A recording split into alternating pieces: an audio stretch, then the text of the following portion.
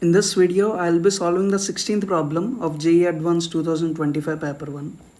We were given like three vectors, w bar which is a1 I cap plus 2j cap minus 2k cap, and u which is alpha I cap plus beta j cap plus gamma k cap, and we were given three scalar conditions with variable t. So if I consider w bar, so w bar is I cap plus j cap minus 2k cap, and u bar is alpha I cap plus beta j cap plus gamma k cap, and u cross v is w, and v cross w is u, and we were given the scalar conditions. So if we consider from the first two, like u cross v is w and v cross w is u, so that means w is perpendicular to u and w is also perpendicular to v. So here u is perpendicular to v and u is perpendicular to w. So that means like the vectors u, v, w are perpendicular. So that means v is also perpendicular to w. So if we consider the scalar, like triple product identity, so if we consider u or like v cross w cross v, so that is nothing but w into v dot v minus v into w dot v. So that is nothing but w v square, because dot product of v and w will be 0 since they both are, the vectors are perpendicular. Now, but on the other hand, if we consider v comma w comma u, so that is v cross w is nothing but u. So like v cross w cross v. So v cross w is nothing but u, and u cross v is nothing but w. So that means w into mod v whole square is w. So that means mod v square is 1.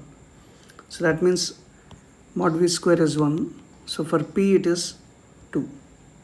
Now on the other hand, so now like v is perpendicular to w, so v is perpendicular to w, and v cross w is u. So if I apply like mod on both sides, so mod of u is mod of v into mod of w, so that is 1 into mod of w will be, so mod of w will be square root of 1 square plus 1 square plus minus 2 whole square, so that is square root of 6, and mod of u is nothing but alpha square plus beta square plus gamma square.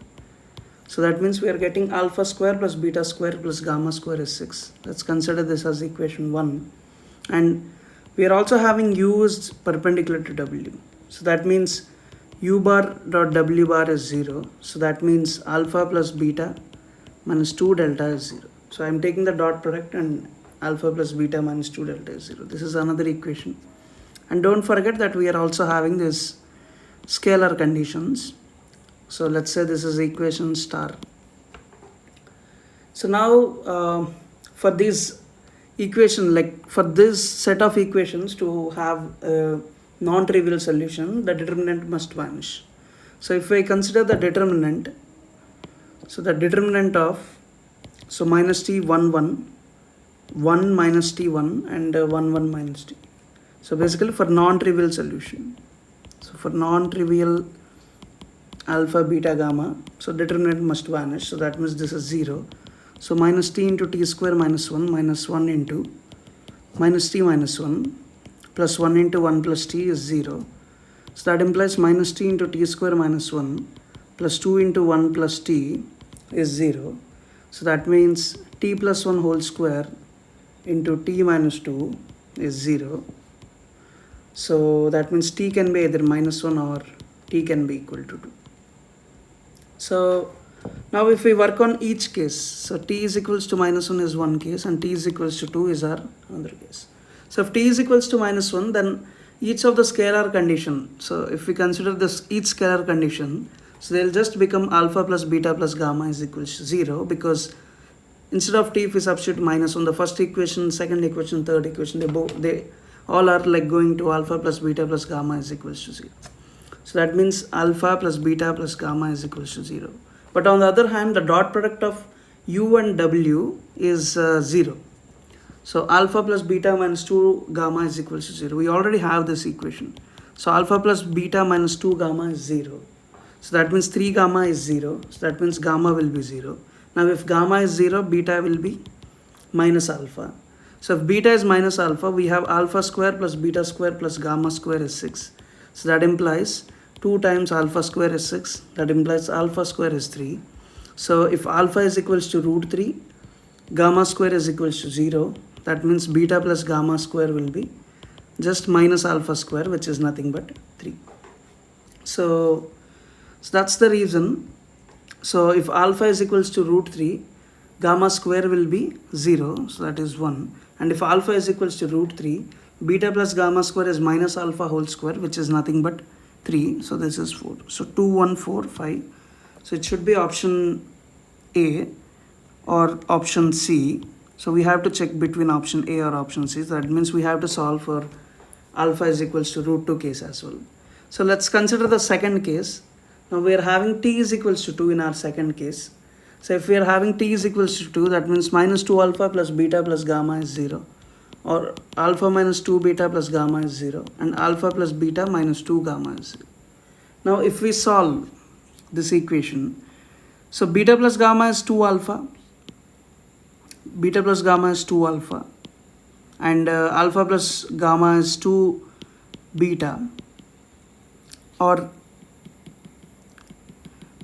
so, and alpha plus beta is beta minus 2 gamma is 0.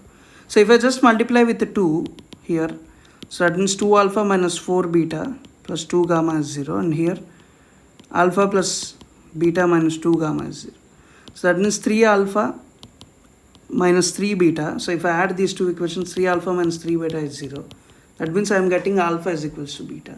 So if I substitute in the first equation, I will be getting beta is equals to gamma. That means if t is equals to 2, then alpha is equals to beta is equals to gamma. So that means 3 alpha square is 6, because we already have alpha square plus beta square plus gamma square is 6. So that implies alpha square is 2. So that implies alpha is root 2.